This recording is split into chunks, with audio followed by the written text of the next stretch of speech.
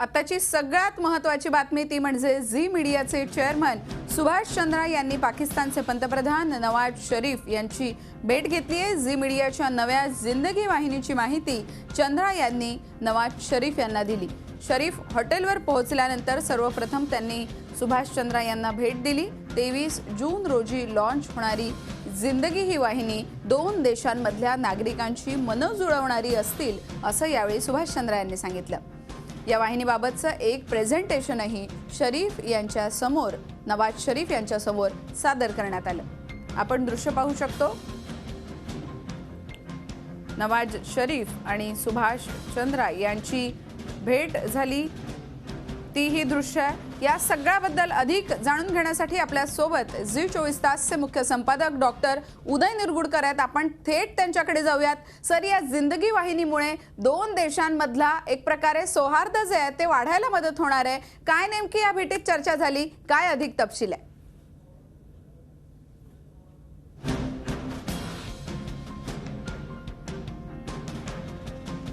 आणि याचबद्दल बोलण्यासाठी आपल्या सोबत झी 24 तासचे मुख्य संपादक डॉक्टर उदय निरगुडकर आहेत। आपण थेट त्यांच्याकडे जाऊया। झी न्यूज यांनी झी जिंदगी ही जी वाहिनी नवीन चालू केलेली आहे त्या झी जिंदगी या वाहिनीवरून संपूर्ण परिवाराची एक एंटरटेनमेंट असलेल्या अशा अनेक प्रकारच्या गोष्टी दाखवल्या जाणार आहेत।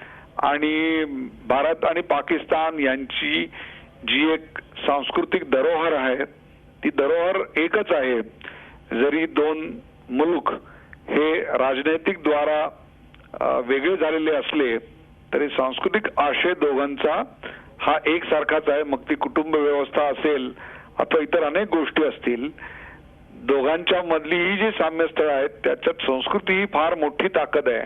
आणि मला असं वाटतं ते गाणं आहे, पंछी नदिया पवन के झोंके कोई सरहद ना उन्हें रोके, तसंच आहे की अशा प्रकारे जे एक वैश्विक अशा प्रकारचं कला असते ती आज झी न्यूजच्या माध्यमातून पाकिस्तानपर्यंत पोहोचते।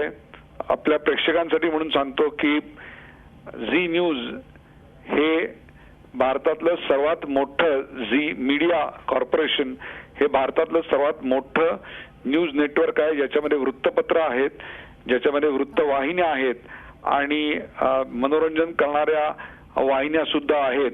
त्यामुळे एक प्रकारे आता पाकिस्तान वासियांना सुद्धा हे पाहायला मिळणार आहे 23 जून। आणि नवाज शरीफ यांना याबद्दल निश्चित उत्सुकता आणि त्याबद्दल त्यांनी जे मत प्रदर्शन केलं ते अतिशय सकारात्मक आहे असं मला वाटतं।